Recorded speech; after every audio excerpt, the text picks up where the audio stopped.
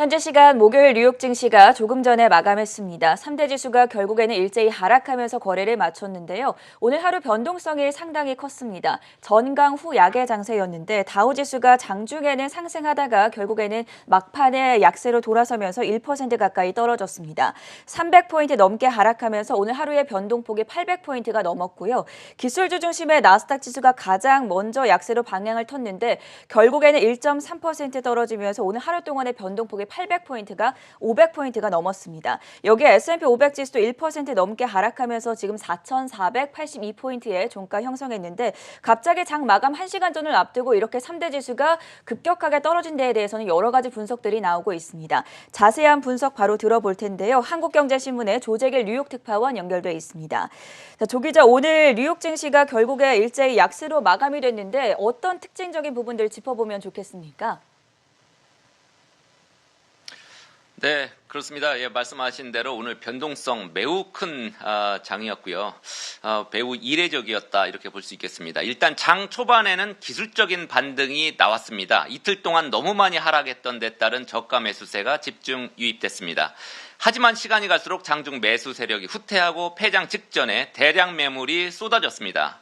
일단 개장 직전에 발표됐던 고용지표는 실망스러웠습니다. 미국 노동부에 따르면 지난주 신규 실업상청 건수 일주일 전보다 5만 5천 명 늘어난 28만 6천 명으로 집계됐습니다. 월스트저널이 예상했던 22만 5천 명 많이 웃돌았고요. 작년 10월 이후 석 달 만에 가장 많은 수준이었습니다. 작년 11월 말이었죠. 오미크론 처음 발견됐던 게 그 이후에 걷잡을 수 없이 확산하면서 고용이 둔화하고 경제 회복이 늦어지고 있다. 이런 신호가 이번 신규 실업상청 건수에서 나타났다고 볼 수 있겠습니다. 이달에 필라델피아 연방은행 제조업지수 이번 개장 전에 또 발표가 됐는데요. 전달 대비 개선된 23.2를 기록을 했습니다. 좀 엇갈리게 나왔죠. 오미크론 변이가 공장 가동 같은 제조업에는 별 영향을 미치지 않는다는 점이 재차 확인이 됐습니다.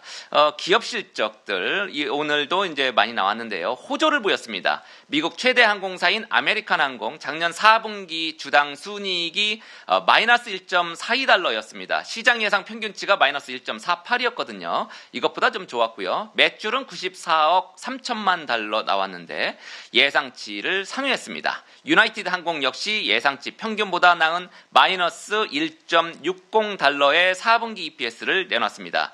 다만 올해 항공 수요가 팬데믹 이전이던 2019년보다는 줄어들 것이라는 가이던스를 공개했습니다.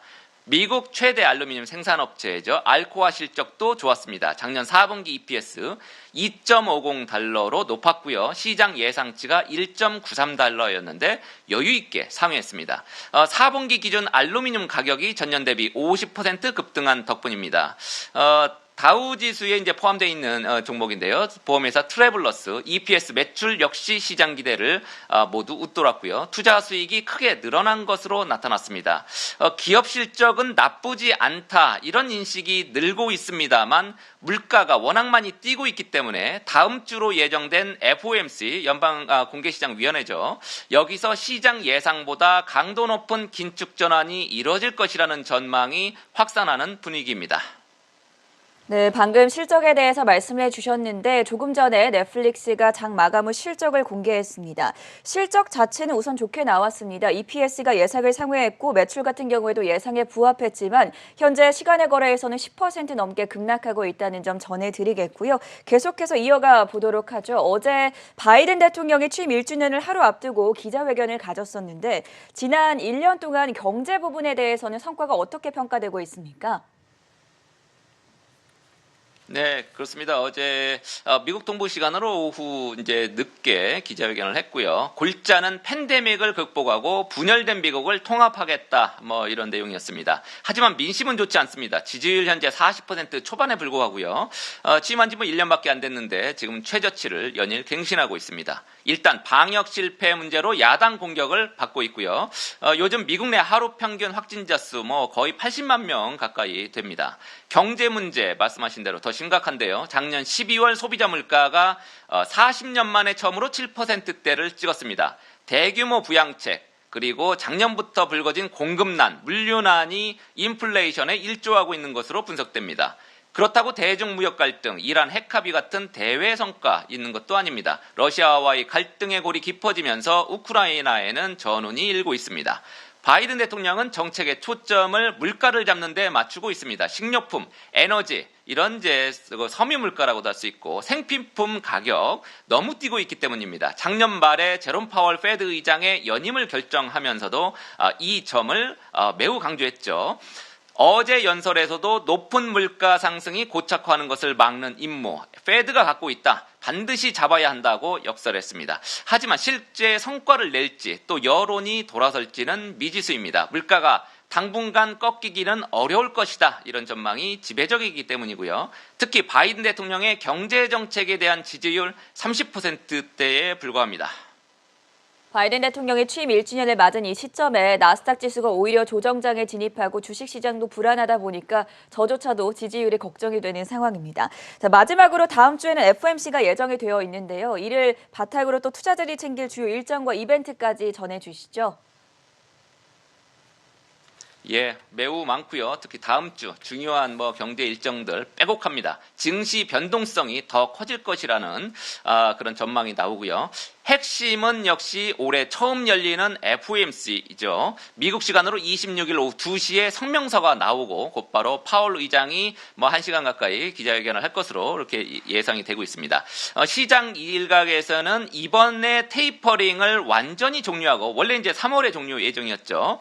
이번 이제 1월에 종료하고 기준금리를 바로 올리기 시작할 것이다. 이런 전망을 내놓기도 했습니다만 통화 정책에는 별 변화가 없을 것이다. 이런 관측이 현재로서는 지배적입니다. 따라서 파월 의장의 입이 주목됩니다. 가파르게 뛰는 물가를 잡기 위해서 얼마나 강화된 긴축 관련 발언을 내놓는지에 따라서 증시가 움직일 것으로 보입니다. 경제 지표 중에서는 작년 4분기 경제 성장률, 요게 이제 다음 주에 나오고요. 개인 소비 지출, PC라고 하죠. 개인 소비 지출 근원 물가가 주목됩니다. 27일 나오는 4분기 GDP, 전분기 대비 연율 기준으로 5%대 증가율을 기록했을 것이라는 게 시장의 컨센서스입니다. 전분기 성장률이 2.3%로 낮았기 때문에 이제 전분기 대비해서는 더 많이 뛸 것이라는 얘기고요. 연간 성장률은 5.5에서 5.6% 정도 될 것으로 이렇게 관측이 되고 있습니다. 페드가 주시하는 PCE 근원 물가죠. 요게 작년 12월 기준으로 이제 다음 주에 나오는데 11월에는 4.7%, 1년 전 대비입니다. 이렇게 많이 뛰었었습니다. 이거보다 12월 기준 더 많이 뛸 가능성이 크다는 관측이 나옵니다. 일단 CPI, 소비자 물가 지수 같은 경우에는 11월에 6.8에서 12월에 드디어 7.0까지 뛰었었거든요. 그래서 이제 PC 근원 물가도 더 뛸 가능성이 있다. 이렇게 얘기를 하는 거고요. PC 근원 물가가 시장 예상치보다도 더 높게 나온다면 FOMC 이제 다음 주 말고 그 다음이 이제 3월 초가 되는데 차기인 3월 FOMC의 통화 정책 방향을 더 강한 긴축 쪽으로 압박할 가능성이 있습니다. 4분기 기업 실적 발표 지금 이어지고 있죠. 다음 주가 정점을 이룰 것으로 보입니다. 세계 1, 2위 시가총액 기업이 애플하고 마이크로소프트인데 그 애플과 MS 둘 다 성적표를 내놓고요. 한국인 투자자도 많은 테슬라 다음 주에 나옵니다. 맥도날드, 보잉, 존슨앤존슨, 사우스웨스트 항공 같은 그런 큰 기업들이 다음 주에 실적을 공개합니다. 지금까지 뉴욕에서 한국경제신문 조재길이었습니다.